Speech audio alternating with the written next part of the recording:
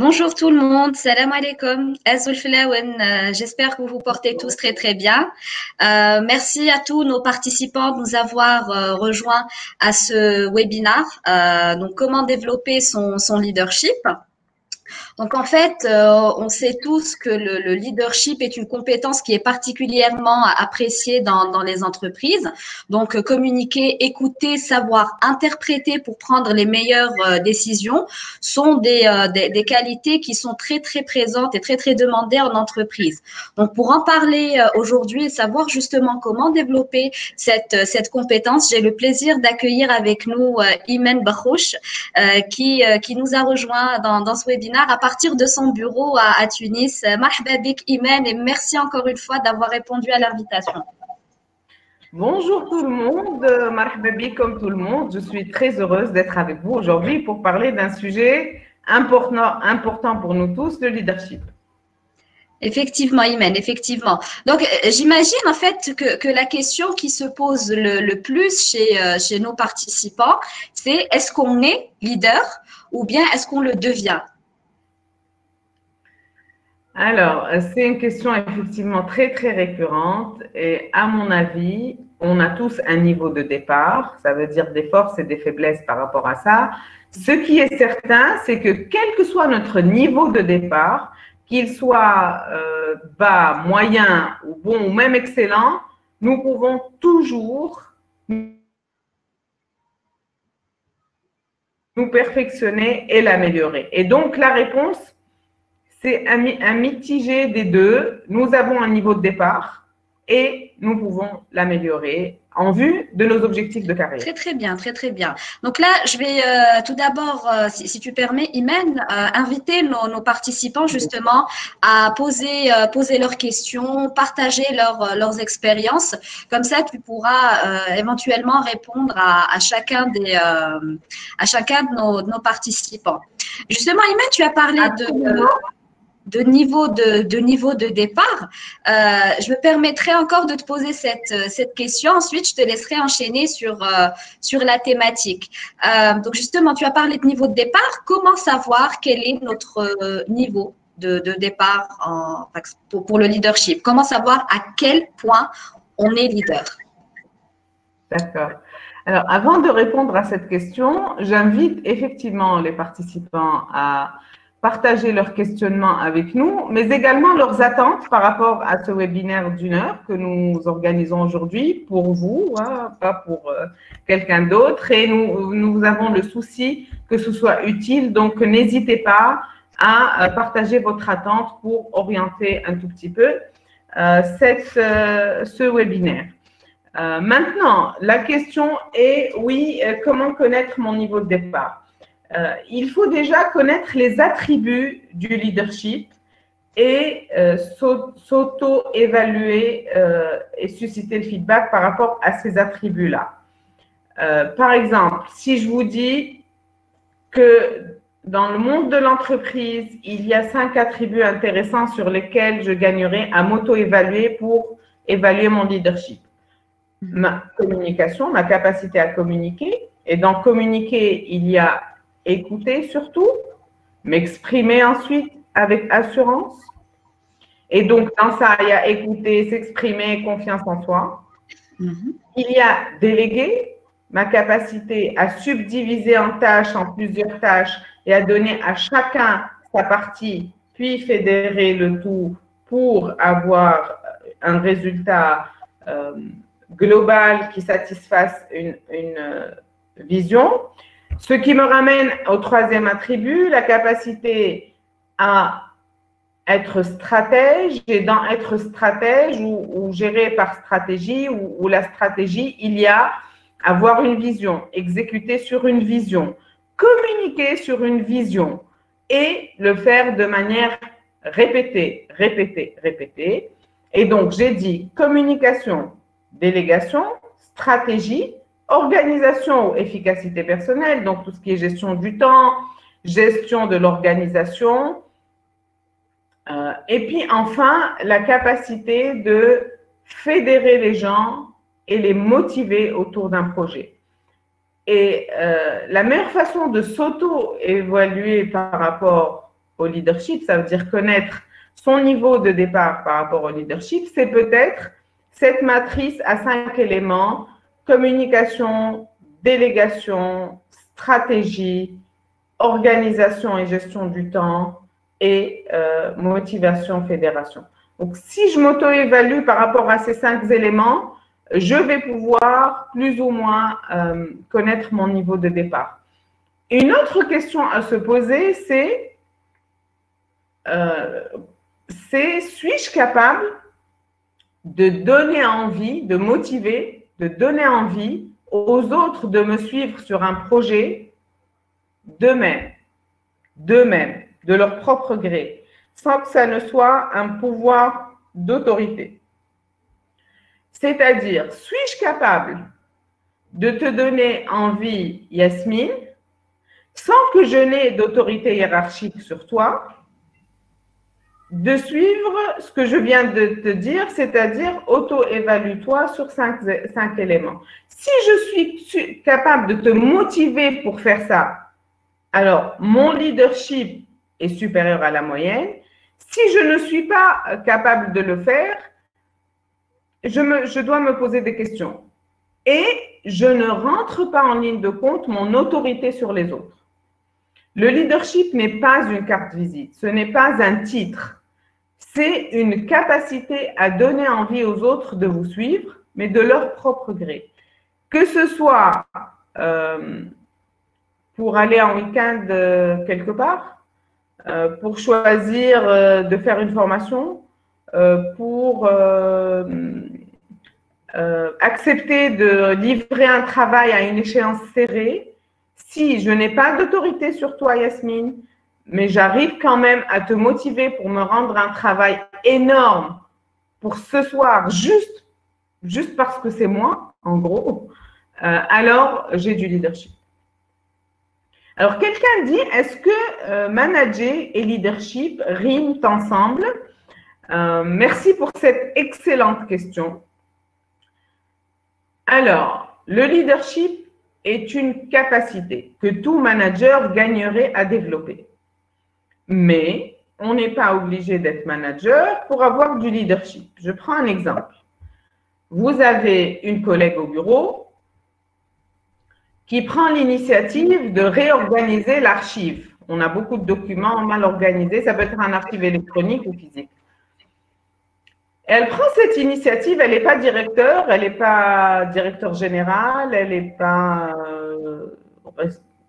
n'a pas d'autorité hiérarchique sur nous, mais parce que c'est elle et parce qu'elle apporte les croissants et le café qu'elle aurait préparé à la maison et parce qu'elle est tellement agréable avec tout le monde, on l'aime bien, on va la suivre dans son projet, venir tous au bureau un samedi alors qu'on ne travaille pas, réorganiser cette archive et c'est ça le leadership. Elle a eu du leadership sur nous, ce n'est pas notre directrice, elle n'est pas manager, mais elle a du leadership. Ça veut dire quoi? Ça veut dire des personnes comme ça sont de bons futurs managers, mais il existe des managers qui n'ont pas eu le temps de développer leur leadership. L'exemple type, c'est dans les filières très techniques, où je suis ingénieur en pétrochimie ou en agroalimentaire. J'ai été référent technique pendant tellement longtemps qu'on m'a nommé manager. Techniquement, je suis excellente, mais je peux tout à fait manquer de leadership et avoir la carte de visite de manager. Par contre, est-ce que je gagnerais à développer mon leadership? Oui, oui et oui. Parce que ce n'est pas ma carte de visite qui motiverait mes équipes à livrer, à avancer, c'est mon influence en tant que personne, et c'est ça qu'on appelle le leadership, mon influence en tant que personne sur leur niveau de motivation, leur envie de me suivre sur la vision que j'ai du département, du week-end, de la boîte, de ce webinaire, de toute chose. Alors, j'ai une autre question. Voilà. Donc, n'hésitez pas à poser d'autres questions. Dis-moi Yasmine. La question de Nourcine qui dit comment un leader peut-il motiver? Alors, merci pour cette question. La capacité de motiver, est capital dans le leadership. Maintenant, comment motiver? On pourrait faire tout un webinaire. Est-ce que vous m'avez perdu? Ça va? Non, t'entends. Par contre, moi, je ne vous entends pas très, très bien. Je ne sais pas si c'est… Là, est-ce que tu as… Ah oui, je t'entends mieux comme ça, voilà. C'est bien. OK. Et donc, c'est clair, on pourrait faire tout un webinaire sur la motivation. Comment motiver? Je vais vous donner quelques éléments sur la motivation. Ce que vous devez savoir sur la motivation, c'est que dans la motivation, il y a ce qu'on appelle les facteurs d'hygiène qui, bizarrement, démotivent mais ne motivent pas, et les facteurs de motivation qui peuvent motiver. OK, je m'explique. Les facteurs d'hygiène, c'est bureau propre, pas propre, existence de fenêtre, pas fenêtre, toilette propre à proximité ou pas, transport disponible dans la zone ou pas. Ça, c'est les facteurs d'hygiène, de pouvoir vivre, d'hygiène, d'infrastructure. Si j'ai un bureau d'1 mètre sur 1 mètre, sans aucune fenêtre, où les toilettes propres les plus proches sont à 3 étages à pied, c'est clair que je suis démotivée. Tu es bien d'accord, Yasmine, avec moi? D'accord. Maintenant, j'ai des toilettes propres à proximité et un bureau de 2 mètres sur 1,5 mètre avec une fenêtre. Oui. Je suis motivée pendant 3 semaines à 66 jours, 21 à 66 jours, ça veut dire à peu près 3 semaines à 3 mois, le temps que la nouvelle habitude s'imprime au cerveau. Un circuit neuronal correspondant à chaque nouvelle habitude que l'on a. Oui. Le 67e jour, ceci ne change rien à mon niveau de motivation. Maintenant, mon manager veut me motiver, il me donne un bureau de 4 mètres sur 4 mètres. Je suis plus motivée, non. 7 mètres sur 7 mètres, plus motivée, non. 14 mètres sur 14 mètres, plus motivée, non. Le stade du 5 juillet, plus motivée, non. Ça veut dire que les facteurs d'hygiène démotivent mais ne motivent pas. Alors, facteur de surprise, le salaire est un facteur d'hygiène. C'est-à-dire que le salaire démotive mais ne motive pas. Je parle du salaire fixe. C'est un facteur d'hygiène, ça veut dire qu'il démotive mais ne motive pas. Quel que soit mon niveau de salaire, au bout de 3 semaines à 3 mois, je m'habitue à n'importe quel niveau de salaire et ça ne me motive pas plus que ça. Maintenant, ça c'est des facteurs d'hygiène, ça veut dire que pour éviter de démotiver les gens, pour aller dans des endroits propres, être payé dans l'équité, ce qui se fait dans l'entreprise, Oui. et des conditions ergonomiques de travail. Point. Maintenant, comment augmenter la motivation? Herzberg parlait de 4 éléments pour augmenter la motivation.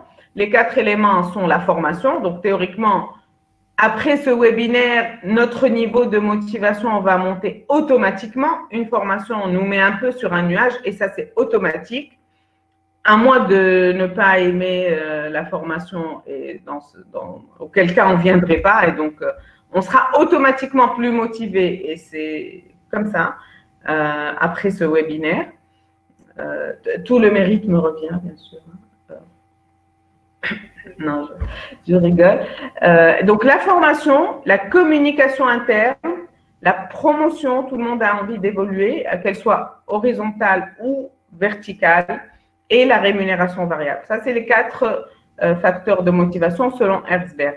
Et ça, ce sont des facteurs de motivation qu'on appelle des facteurs de motivation communs. Ça veut dire qu'on partage avec le reste de l'humanité. Tout le monde veut évoluer, tout le monde veut apprendre, tout le monde veut un équilibre entre la rétribution et la contribution. Maintenant, tout le monde veut avoir une voix dans l'entreprise, tout le monde veut être informé plutôt que de lire sur le journal que Emploatic construit un nouveau siège à, je sais pas moi, à Cheraga et toi, tu l'apprends de la part de Imen. Ça c'est pas très bon pour la motivation. Et puis, il y a aussi, et c'est ce qu'il y a de plus impactant dans la motivation, c'est les facteurs de motivation individuels. Individuels. On vient de dire, il y en a 4 qui sont communs à tout le monde, que Yasmine et moi partageons. Mais il y en a qui sont individuels. Yasmine peut être motivée au challenge et moi à la créativité. Et puis on a Mourad qui est, lui, motivé à la stabilité. Et puis Nour qui est motivé au, je sais pas moi, à la qualité de vie. Naoufel qui est motivé à l'équilibre vie privée, vie professionnelle. C'est-à-dire qui est motivé encore à autre chose. La capacité technique, par exemple. Et donc, les facteurs de motivation les plus impactants, les plus influents sont les facteurs spécifiques qui sont spécifiques à chacun d'entre nous. Et donc, le leader gagnerait à travers l'écoute, l'observation, la réceptivité, gagnerait à découvrir qu'est-ce qui fait bouger son équipe et à chacun sa motivation. Et c'est ça le plus impactant en termes de motivation. J'espère avoir répondu à la question de la motivation. Il y a Mourad qui dit « La compétence n'est-elle pas un préalable au leadership ? Surtout que la gestion administrative n'est pas le leadership. » Alors oui, absolument, la gestion administrative n'est absolument pas le leadership. Ça n'a rien à voir. Si je signe des fiches de paye, je fais pointer mes employés, je suis hiérarchiquement sur un organigramme, leur chef hiérarchique, ça ne fait pas de moi un leader, loin de là. Et la question, c'est la compétence n'est-elle pas un préalable au leadership? Alors, moi, je dirais que c'est la confiance qui est un préalable au leadership. Et dans confiance, il y a la confiance mutuelle, mais aussi la confiance en soi. Et c'est clair que la confiance en soi, elle est plus élevée si je suis compétente. On est bien d'accord. Ceci dit, le ministre de la Santé n'a pas besoin d'avoir été infirmier. Le ministre de la Défense n'a pas besoin d'avoir été, je ne sais pas moi, colonel dans l'armée. Un directeur général d'une entreprise de bâtiment peut ne pas avoir été un maçon, mais il est censé pouvoir motiver chaque maçon et chaque peintre et chaque membre de l'équipe RH et chaque financier dans son entreprise pour arriver à un objectif. Et là, je reviens à cette notion de l'objectif et de la vision. Si moi, par exemple, je suis ingénieur en informatique. Au quotidien, je travaille avec des managers pour les motiver à être des leaders au travail. A priori, ce n'est pas ma formation de base. Mais comment je m'y prends? J'ai une vision claire de ce que c'est qu'un leader, que j'explique d'une manière passionnée, d'une manière concrète. Je fédère les gens autour de mes groupes de formation. Je les suis individuellement. Je les écoute un à un. J'essaye de deviner ce qui motive chacun d'entre eux. Et c'est ce qui me rend légitime dans ce travail que je fais maintenant depuis une quinzaine d'années, de consultante en développement de leadership, et qui fait que, oui, les gens viennent en formation et ça les aide, et ils reviennent et ça les aide. Et j'ai vu les gens progresser de manière concrète tout au long de ma carrière. Et donc, compétences techniques, pas forcément, sauf si ça entrave sa confiance en lui, en soi, là oui. Et compétences en termes de expliquer la vision, c'est ça le leadership. Te motiver pour arriver à cette vision. Clarifier, communiquer sur cette vision, écouter tes objections.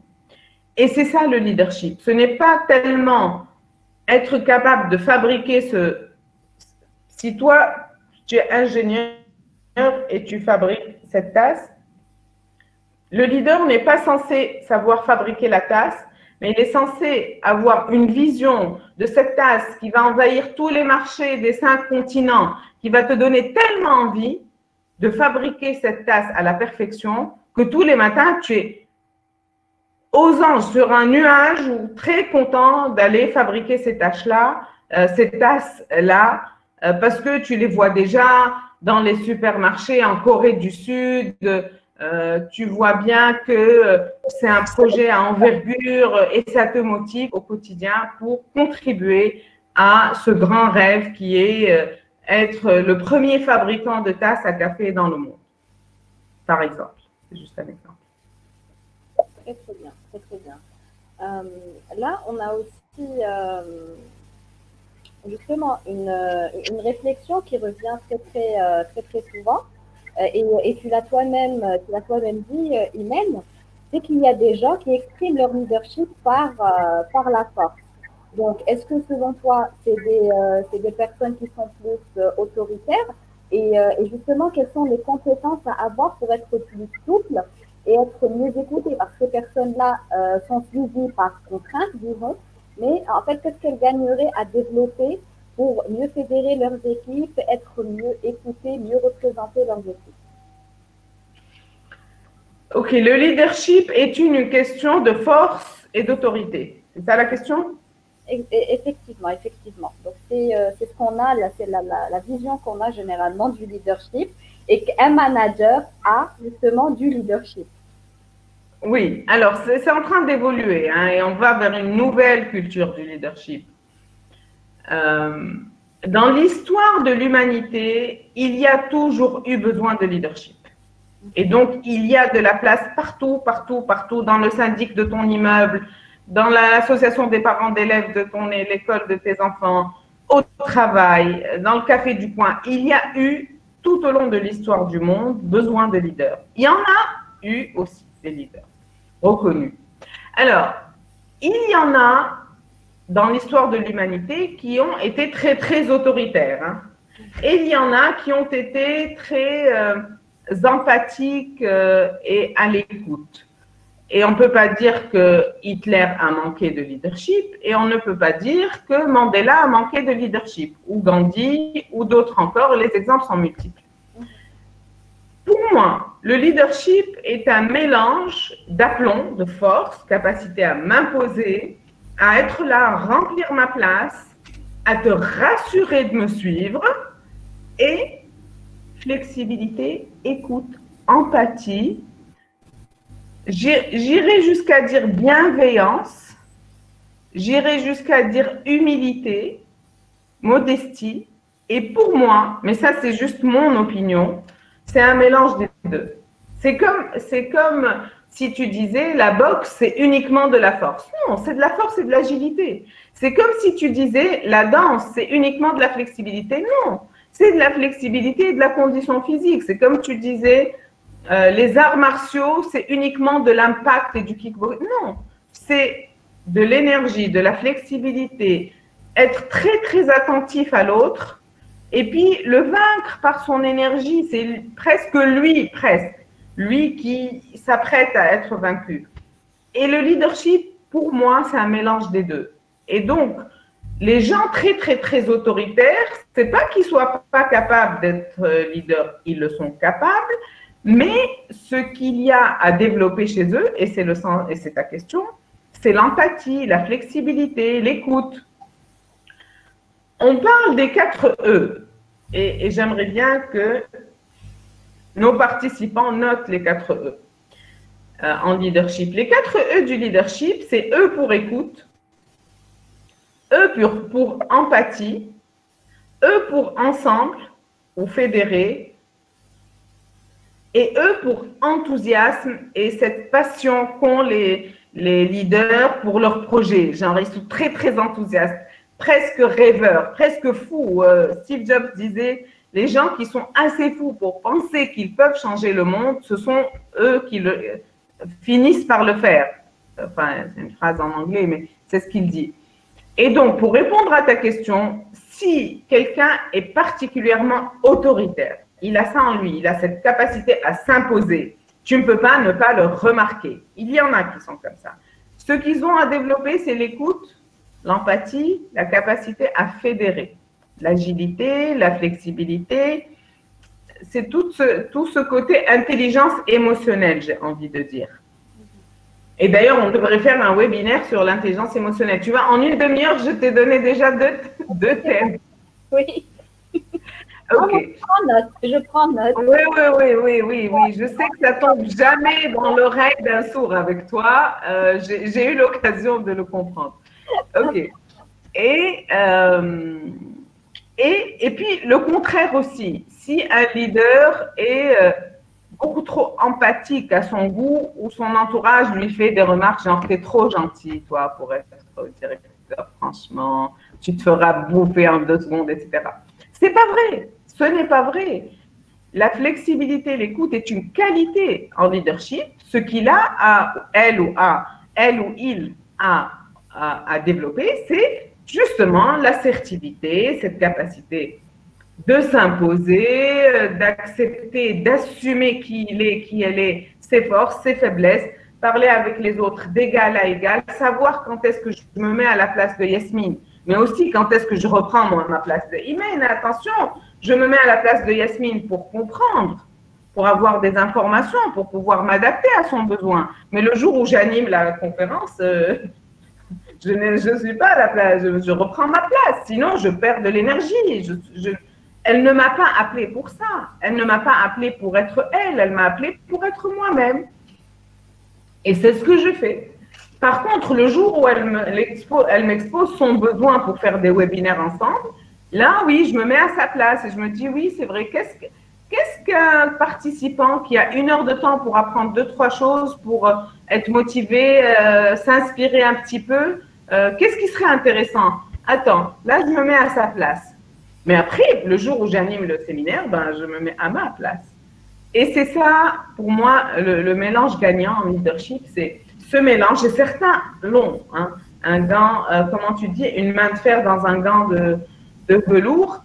Je ne sais pas pourquoi je pense à Barack Obama, mais il y en a qui l'ont. Hein, quand tu prends Mandela, par exemple, ou Gandhi, qui ont su faire face, tenir tête des années et des années et des années, mais aussi être très à l'écoute, flexible, empathique comme ça, dans le pardon, dans la construction.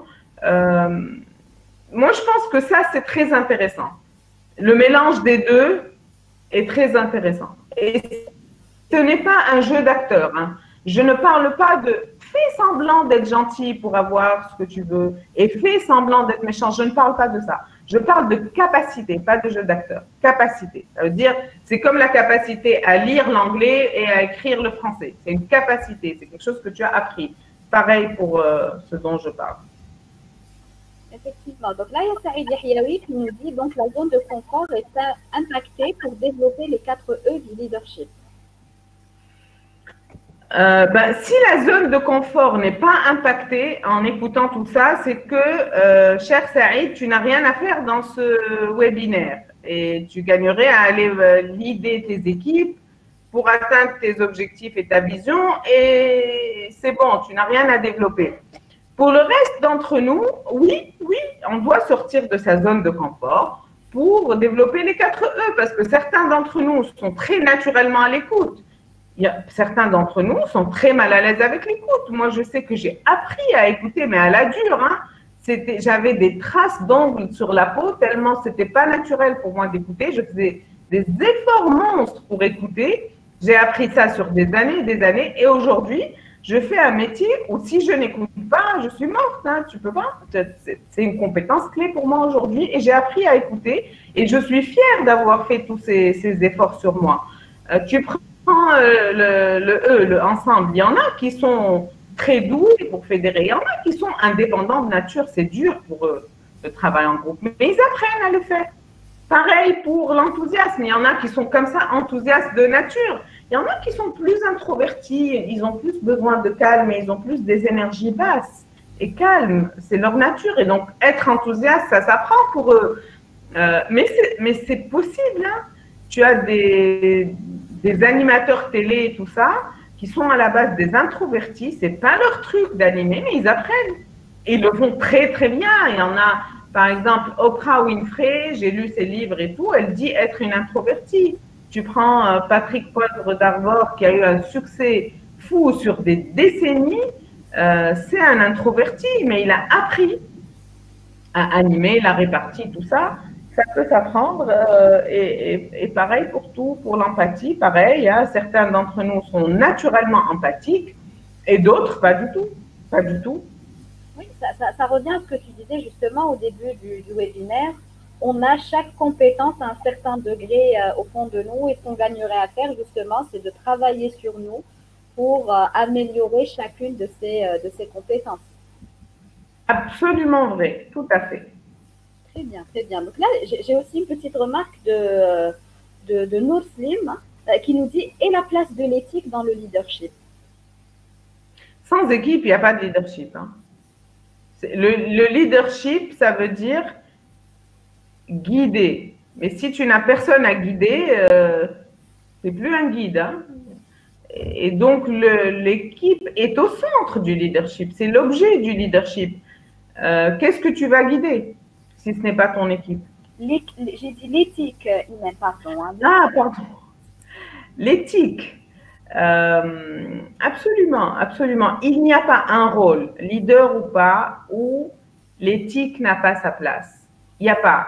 Il n'y a pas. C'est clair que éthiquement, par exemple, dans le leadership, je ne peux pas, éthiquement, hein, je ne dis pas que ça ne se fait pas, je ne peux pas cacher mes faiblesses.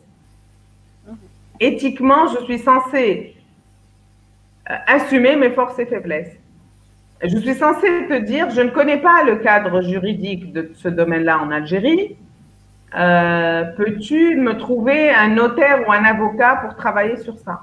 Je ne suis pas censée te guider vers une entreprise où je ne connais pas le cadre juridique et je te mets en danger juridiquement face à ta famille ou ton avenir. Éthiquement, je ne suis pas censée faire ça. Éthiquement, je ne suis pas censée te dire, voilà la vision, on y sera certainement. Je suis censée te dire, voilà le rêve et allons-y ensemble. Ça va nous coûter beaucoup d'efforts et ça va nous coûter beaucoup de travail, mais le rêve en vaut tout ça. Je ne suis pas censée te dire, il y a zéro sacrifice, c'est que des journées roses qui nous attendent éthiquement. Je ne dis pas qu'il n'y en a pas qui le font, hein, mais oui, l'éthique a toute sa place. Et il y en a qui, nous, voudraient peut-être en faire le 5e E. Et je trouve que c'est un débat qui est au centre de tout. On a tellement vu de scandales au plus haut niveau dans le monde business ces dernières années que oui, c'est une vraie question aujourd'hui. D'ailleurs, aujourd'hui, on parle de leadership authentique, de leadership éthique. Pourquoi de leadership responsable? Pourquoi on revient au leadership authentique? Parce qu'il y a eu beaucoup de mensonges et beaucoup de maquillage et beaucoup de choses pas très éthiques dans le monde du business. Mais bon, le leadership n'est pas uniquement appliqué au monde du business. Hein. Le leadership est une capacité que même les enfants dans les cours de l'école appliquent les uns avec les autres. Très bien, Imen. Donc là, il y a Liesmadi qui nous pose aussi une question. Est-ce que la dominance et l'influence sont obligatoires pour un leadership? Alors, déjà, on dit de la personne qui exerce le leadership, un leader. Donc, le leader, c'est lui qui exerce le leadership sur son équipe. Alors, l'influence, certainement. La dominance, non. Sinon, ce ne serait pas du leadership. Le leadership, ce n'est pas dominer les autres, mais c'est de les influencer et de les motiver pour qu'ils te suivent de leur propre gré.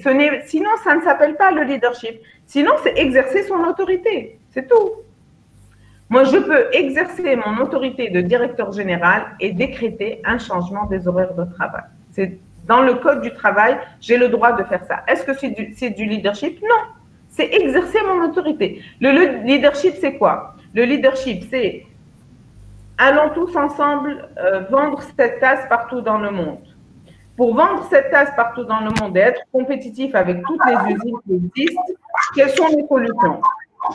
Rappelez-vous les 4 E. Donc, j'écoute mon équipe et mon équipe me dit oui, une organisation en 3x8 nous permettra, vu la chaîne de production que nous avons acquis ou je ne sais pas, en Italie, là, d'atteindre des capacités de production pour être concurrentiel. OK. Donc, si on fait 3 fois 8, quels horaires de travail pour l'usine, quels horaires de travail pour l'administration, et on fédère ensemble, on s'écoute les uns les autres. Et puis, c'est peut-être le directeur des ressources humaines qui va écrire une note qu'on va co-signer. Ça, c'est du leadership. Mais exercer mon autorité, c'est je décide, moi, personnellement, Imen, tu m'as pas vu, c'est moi, le big boss ici, tu n'as pas remarqué. Donc, si tu n'as pas remarqué, alors je décrète à partir de demain les horaires de travail de 6 heures du matin à 20 heures du soir. Et c'est comme ça, et pas autrement. Voilà. Ça, ce n'est pas du leadership, c'est exercer son autorité, et c'est complètement différent. Ceci ne veut pas dire que quelqu'un qui a du leadership en lui comme capacité n'est jamais en situation d'exercer de l'autorité. Il existe des situations où on exerce son autorité en temps de crise, par exemple. Quand on n'a pas le temps, ce n'est pas interdit d'exercer son autorité, mais ce n'est pas du leadership.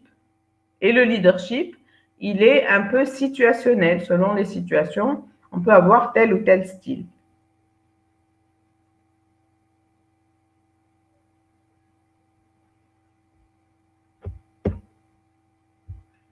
Alors, il y a encore une question.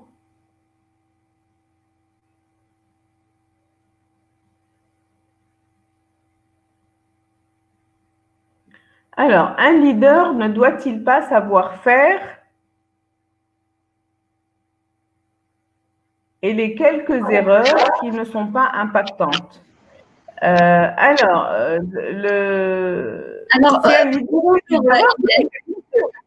Pardon? Désolée, j'ai eu une coupure de connexion. Il n'y a aucun souci.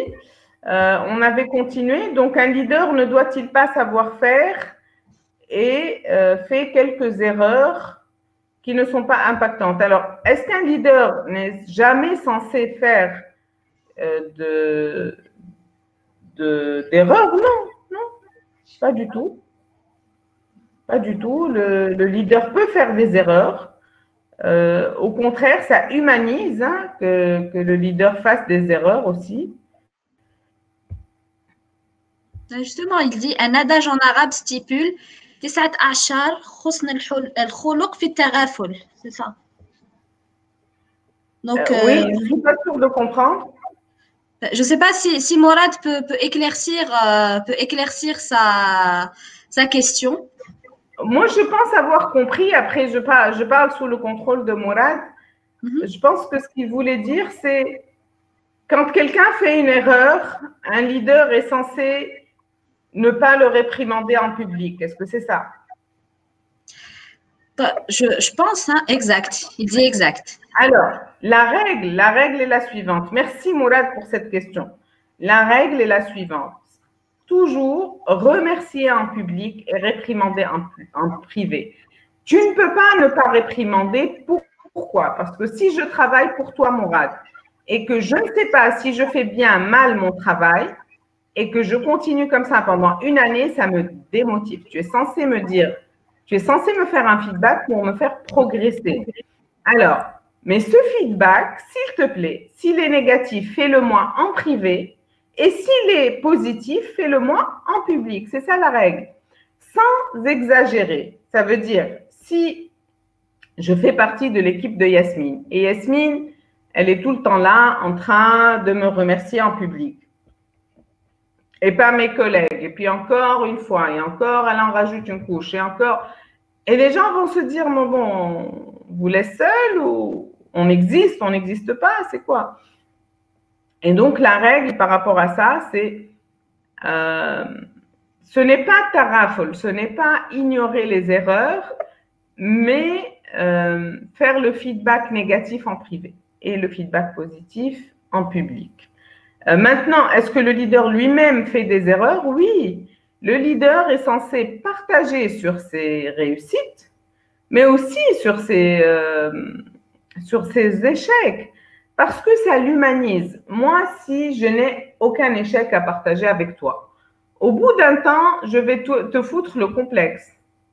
Mais si je partage sur des erreurs, des oublis, etc., ça m'humanise à tes yeux et ça fait de notre rapport un rapport normal. On est tous des humains, on a des jours de bons jours, des jours moins bons. Mais quand on assume ça, on est encore plus accessible par rapport à son équipe. Un leader n'est pas censé être idéalisé, hein. L'idée, c'est pas de faire de soi une figure d'idolâtrie, une figure idéalisée, pas du tout. On reste humain, accessible, sauf que on apprend de nos échecs. La différence, c'est que les leaders, apprennent de leurs échecs. Toute erreur est une occasion d'apprentissage pour eux et pour leurs équipes. Et le leader importe le stress et les problèmes, mais exporte l'énergie et la motivation. Et c'est peut-être ça qui différencie le mental du leader du mental de quelqu'un d'autre qui va exagérer le stress, exagérer les problèmes, trouver un problème à chaque solution. Le leader est dans j'allais dire la positivité, dans exporter la motivation et l'énergie plutôt que exporter le stress et les problèmes. Même s'il y en a, hein, de toute façon, les problèmes ne vont jamais cesser d'exister et ça, je pense que la vie vous l'a déjà appris. Hein. Je n'ai pas besoin de vous le dire. Il y aura toujours des problèmes. C'est mon immunité à la gestion des problèmes qui augmente. Ce n'est pas les problèmes en eux-mêmes. Très bien, très bien. Là, j'ai une question de Samani Mourad. Yasmine, j'entends rien. Là, est-ce que tu m'entends, Imen? Oui, je t'entends, oui. Très bien. Alors, il y a Samani Mourad qui nous dit la place du leadership dans les entreprises en Algérie. Il met un point d'interrogation. Je crois que nous avons tendance à nourrir le management directif que le leadership. Alors, le management directif, on l'a hérité. On l'a hérité. Pourquoi? Parce que nous avons été pendant très, très longtemps des sociétés patriarcales, organisées comme ça, avec les avantages et les inconvénients de ce système. Mais c'est un système qui a marché, qui est en nous, que nous avons hérité, qui est là, c'est un état de fait. Les employés, et je dis bien les employés, pas uniquement les chefs d'entreprise. Dans employés, je mets les directeurs aussi. On reproduit ce modèle de famille dans le business. Autre chose, le business en lui-même a hérité ses premières organisations quand il y a eu la révolution industrielle, etc. De qui? De l'armée. Fortement hiérarchisée, fortement patriarcale. OK.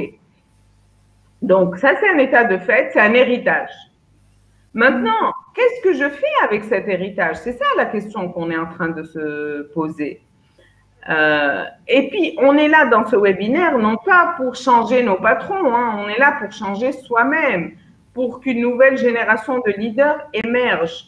Nos patrons sont ce qu'ils sont. Nos papas sont ce qu'ils sont. Si eux se remettent en question, tant mieux pour tout le monde, mais si eux font ce qui marche pour eux, le seul modèle qu'ils connaissent, il faut savoir qu'ils le font par une bonne intention. Que derrière ça, il y a une bonne intention. Que eux leur intention, ils khafou ali, qu'ils ont peur pour le business, ça marche que comme ça, c'est tout ce qu'ils connaissent. Et donc, moi, un conseil que je vous donne, maintenant que vous vous intéressez à votre développement personnel, la preuve, vous êtes inscrit à ce webinaire, c'est de vous remettre vous en question et non pas votre entourage. Je donne un exemple concret. La dernière fois, j'avais un audit RH à faire dans une entreprise. Je rencontre le contrôleur de gestion, c'est une dame, et je dis, et donc j'avais une étude qualitative à faire, je pose des questions en entretien individuel avec les cadres. Et je m'assois avec elle, je dis, bonjour, ça va, hein? Alors, quels sont selon vous les points forts et les points faibles de votre entreprise? Et elle me corrige, elle me dit, on ne dit pas point faible, on dit point d'amélioration. Alors, ça m'a amusée parce que elle a fait la formation avec moi où elle a appris à dire ça, sauf que elle était censée l'appliquer à elle, pas à moi. Et donc, cessons de corriger les autres. Vous n'arriverez pas à changer les autres. Ce webinaire est pour vous. Il n'est pas pour votre mère, votre père, votre épouse, votre époux, votre je ne sais pas qui. Il est pour vous. Et si chacun travaille sur soi, Gandhi disait, soyez le changement que vous désirez voir dans le monde. Et donc, commençons par nous déjà. Et ça aura une influence quelconque vos managers ou vos vis-à-vis qui sont trop patriarcales, ils le font parce qu'ils pensent que c'est ce qu'il y a de mieux à faire. La prochaine fois, invitez-les au webinaire. Ça nous fera plus de personnes qui vont partager avec nous leurs expériences et puis leurs questionnements. Alors, il y a une participante à une formation qui a participé comme ça de manière répétée à des formations. Et à chaque entretien, tu sais, les entretiens d'évaluation, le truc, la fiche d'évaluation avant, on la faisait sur papier. Et à chaque fois, il y avait une case dans le formulaire d'évaluation, à qui conseillerez-vous cette formation? Et à chaque fois, elle met ma belle-mère. Le séminaire d'après, ma belle-mère. Le séminaire d'après, ma belle-mère. Et donc, à qui conseillerez-vous ce webinaire en leadership? Mettez quelqu'un en copie et peut-être que ça pourrait lui être bénéfique. Effectivement. Donc là, il y a Lies Mehdi qui nous dit pouvez-vous nous montrer un exemple de leadership sur un épisode du dessin animé Shaun the Sheep? Donc, le fermier, le chien, le mouton, meneur de jeu. Et donc, ce mouton peut être classé comme un leader. Alors, je ne connais pas je ne connais pas ce dessin animé, je suis désolée, donc je ne suis pas capable, mais peut-être que toi, Yasmine, tu pourras le faire.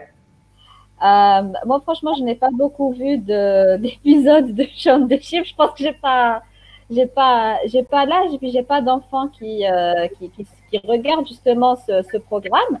Mais un petit peu d'idée, en fait, c'est que le mouton pour nous, c'est la personne passive qui est censée suivre le chien ou bien le fermier d'un caractère leader qui sont plus forts. Sauf que dans ce dessin animé, c'est le petit mouton justement qui fédère toute la ferme en fait.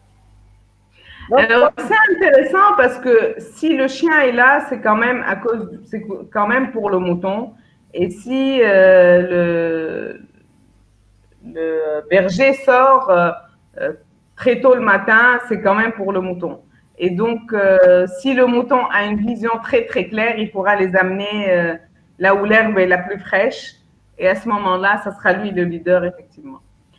Alors, il y a Mourad aussi qui dit, est-ce que le leadership est genré? Existe-t-il une différence entre management, leadership féminin et leadership masculin? Alors, bonne question. Empiriquement, peut-être, ça veut dire dans la réalité, peut-être. Dans la théorie, non. Empiriquement et dans la pratique de tous les jours, ce qu'on observe, je vous ai dit tout à l'heure que le leadership était un mélange entre l'aplomb et la flexibilité.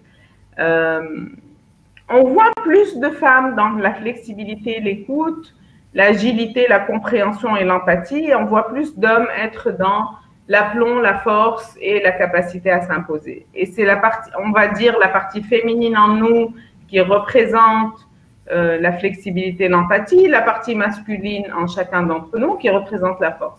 Mais bon, quand tu vois Angela Merkel, elle s'impose très, très, très bien. Et quand tu vois Gandhi ou Clinton pleurer, ils sont très, très empathiques aussi. Donc, chaque homme a une partie féminine en lui et chaque femme a une partie masculine en elle. Et c'est ce mélange, je pense, des deux genres qui peut faire la force du leadership, à mon avis. Très bien, Imen. Là, je ne sais pas s'il y a d'autres participants qui ont des questions. Donc, Mourad te remercie déjà de ta réponse. Là, je vois qu'il y a Slamani Mourad aussi qui est en train de rédiger une question. Une question. Alors, entre-temps, j'aimerais partager avec vous un slide. Est-ce que tout le monde voit ce slide? Moi, je ne vois pas, Imen. Les 4 grandes règles. Ok. Alors, j'ai essayé de le faire. Partager.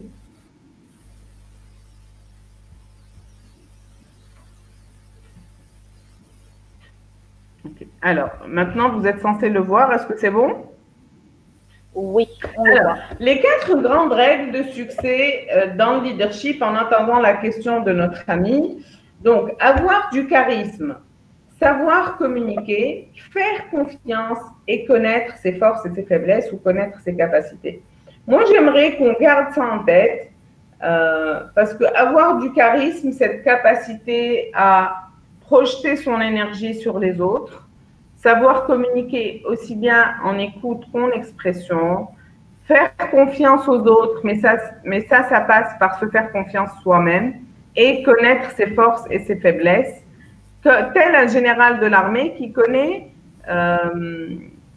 ses forces et ses faiblesses et qui décide de prendre la marine ou de prendre l'armée de l'air ou l'armée de terre. Hein. Et ça, c'est important pour nous, à mon avis. Est-ce qu'on a d'autres questions? Je vois qu'il y a toujours Mourad Slamani qui est en train d'écrire. D'accord. Voilà, donc on attend leur réaction. Très bien. Finalement, on a fait une séance questions-réponses comme je l'avais suggéré au tout départ. Hein. On s'est retrouvés dans ça en final. Effectivement, je pense que ça atteint beaucoup plus les participants de répondre directement. Ah, oui, c'est plus utile, c'est clair. Alors, comment développer du leadership dans un milieu directif? Alors, j'aime bien cette question. Pourquoi j'aime bien cette question? Parce qu'elle s'applique sur un très, très grand nombre d'entre nous. Je vais donner 2-3 idées et je vais laisser aussi les participants donner des idées et Yasmine également si tu en as. Ouais. Pour moi, définir des objectifs, partager sur la façon d'atteindre ces objectifs-là, prendre des initiatives peut être une façon de développer son leadership en milieu directif. Ça veut dire quoi? Ça veut dire que si dans le milieu dans lequel j'évolue, c'est de haut en bas, c'est des décisions qui nous viennent de haut, comme ça a été fait pendant des décennies et des décennies. Si je prends l'initiative de réorganiser l'archive, à mon avis, personne ne me dira pourquoi tu es si bien organisé. Si je prends l'initiative de former, et c'est ce que j'ai fait pendant des années, de former mon équipe dans mon bureau avec les moyens du bord, en achetant moi-même les petits fours. Alors, pour l'anecdote, je vous raconte, j'avais un gardien en bas de l'immeuble où je travaillais, et mon bureau, alors comment? Ah, voilà. J'avais laissé des petits fours dans mon bureau et organisé la formation dans une salle de réunion. Et je lui dis, s'il te plaît, est-ce que tu peux nous chercher les petits fours? Il va dans mon bureau et il me ramène le micro-ondes. C'est un petit four. Donc, il a ramené le four à micro-ondes. J'ai trouvé ça très, très mignon. Et donc, je vous disais, formez vos équipes ou vos collègues sur un sujet. Personne ne vous dira non, pourquoi tu formes les gens. Partager un article ou partager un livre, personne ne te dira non, pourquoi tu fais ça. Prendre des petites initiatives, ne serait-ce que pour que ce soit plus propre, ou plus organisé, pour faire un covoiturage pour que les gens qui habitent loin ne soient pas en retard, ou organiser des taxis collectifs, etc. Des petites initiatives comme ça vont vous entraîner au leadership et vont vous positionner aux yeux des autres, y compris les directeurs directifs, comme une personne ressource, pas une personne poids, limitante, une personne ressource, ça veut dire une personne à valeur ajoutée. Et c'est ça un leader finalement. Un leader, c'est quelqu'un qui apporte quelque chose et qui nous donne envie de le suivre dans cette chose. Et donc, à mon avis, la prise d'initiative, l'organisation, être au service des autres peut vous aider à développer votre leadership, même dans un milieu directif. Très bien. Donc là, on a… Alors, comment mesurer le succès du leadership? C'est très, très simple. Le leadership, c'est motiver les autres pour aller vers une vision, est-ce qu'on a atteint cette vision? Est-ce qu'on a atteint l'objectif? C'est la meilleure façon de mesurer le leadership. Ça veut dire, si on se fixe comme objectif aujourd'hui que chacun sort avec 2 choses qu'il a apprises, 1 chose qu'il a appliquée, et que effectivement chacun sort d'ici avec 2 choses apprises, 1 chose à appliquer, c'est bon, on a fait du bon leadership puisqu'on a atteint l'objectif. Très bien.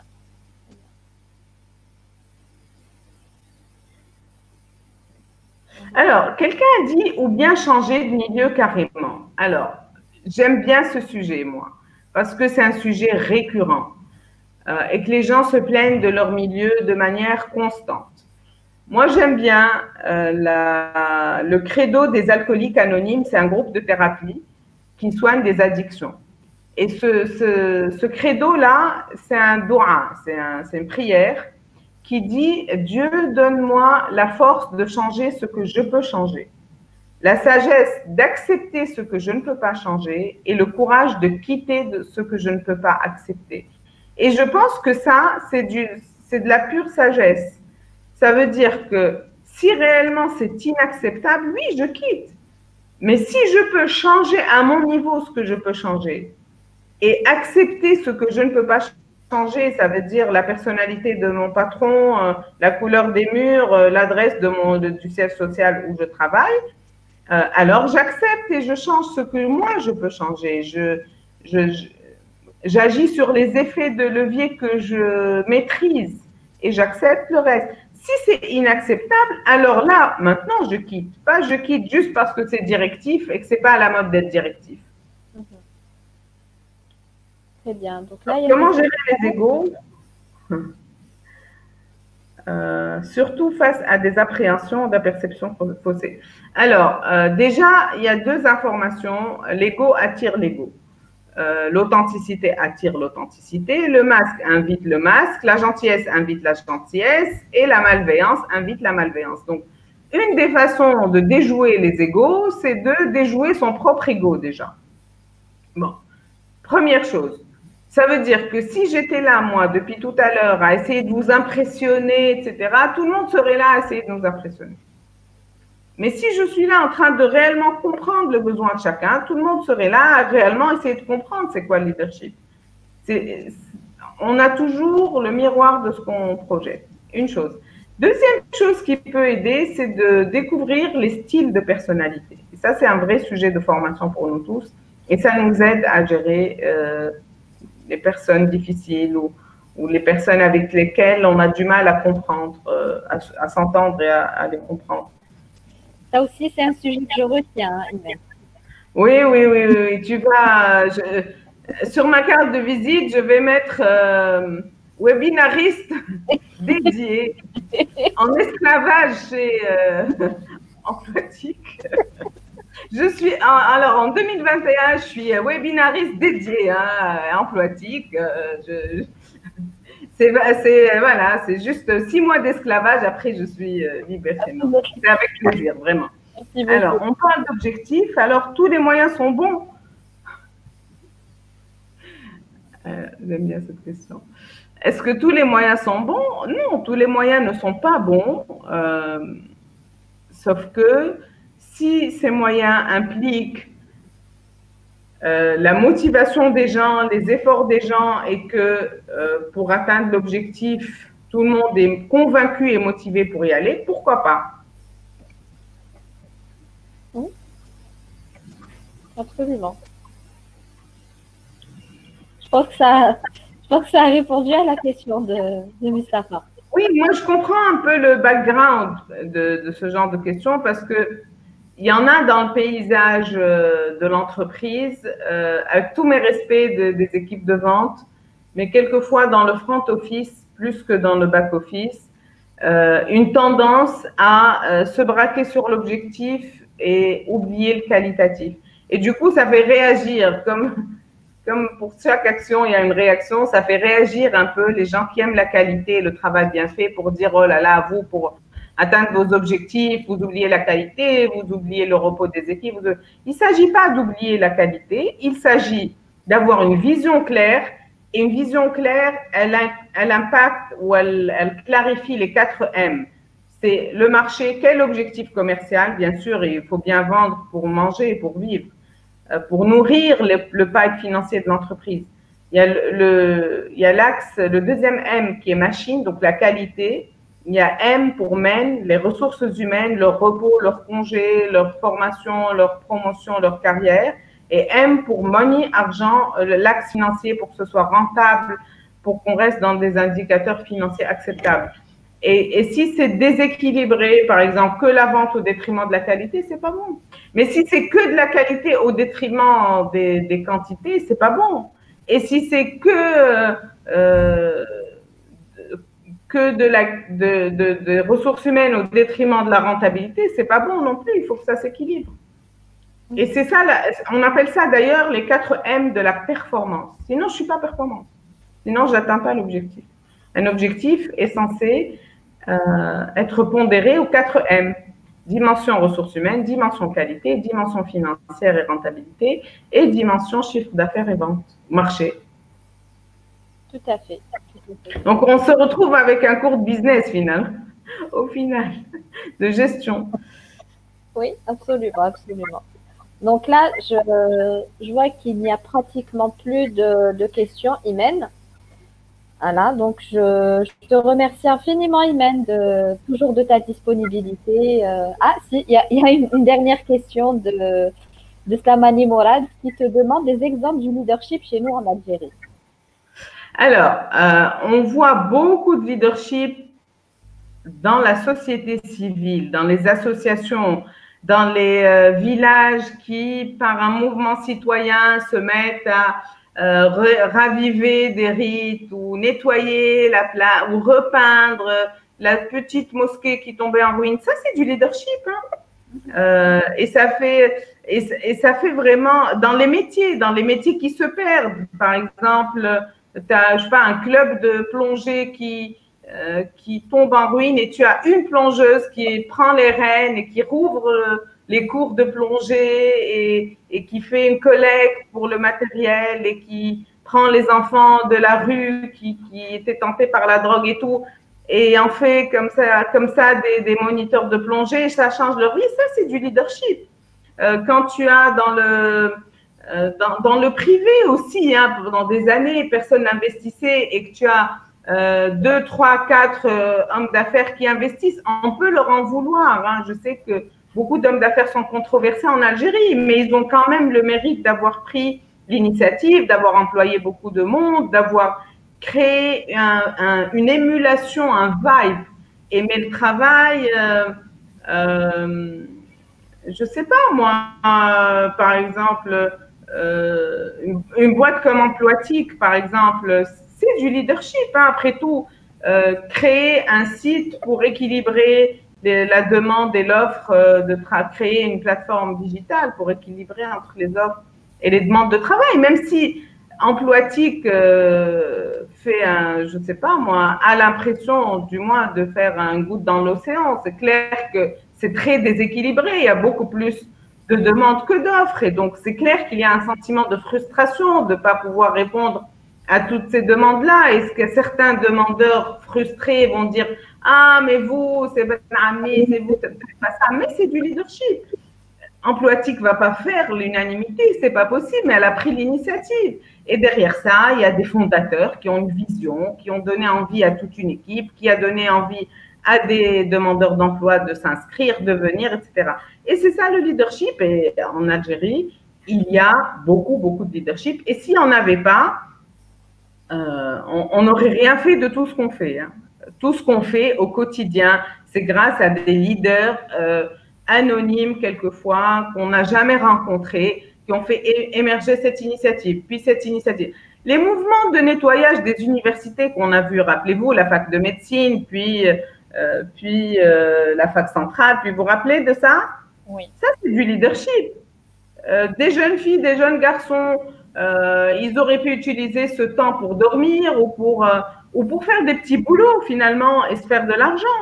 Ben non, ils ont ramené du matériel, nettoyé leur université, quelquefois badigeonner des murs.